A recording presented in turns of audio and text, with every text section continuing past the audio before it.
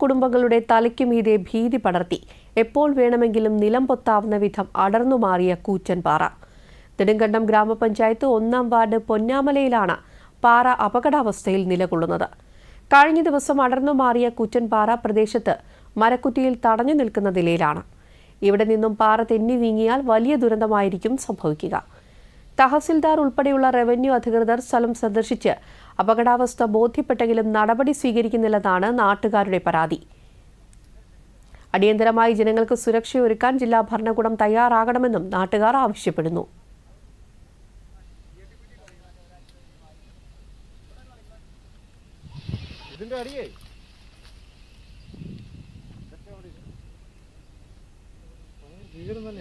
പൊന്നാമലയ്ക്ക് സമീപമായിട്ട് ഒരു വലിയ പാറ അടർന്ന് മാറിയിരിക്കുന്ന ഒരു അപകടാവസ്ഥയിലാണിപ്പോൾ. ഒരു ചെറിയൊരു കുറ്റിയാൽ തടഞ്ഞാണ് ഇപ്പോൾ അതിരിക്കുന്നത്. അത് പോയാൽ താഴെ കാര്യത്തോട് ഭാഗത്തേക്കാണ് അപകടം ഉണ്ടാകുക. അത് ഭയങ്കര അപകടമായിരിക്കും. അവിടെ താഴെ വീടുകളുണ്ട്. പാറ പോകുന്നത് ഏത് ദിശയിലാണെന്ന് പറയാൻ കഴിയില്ല.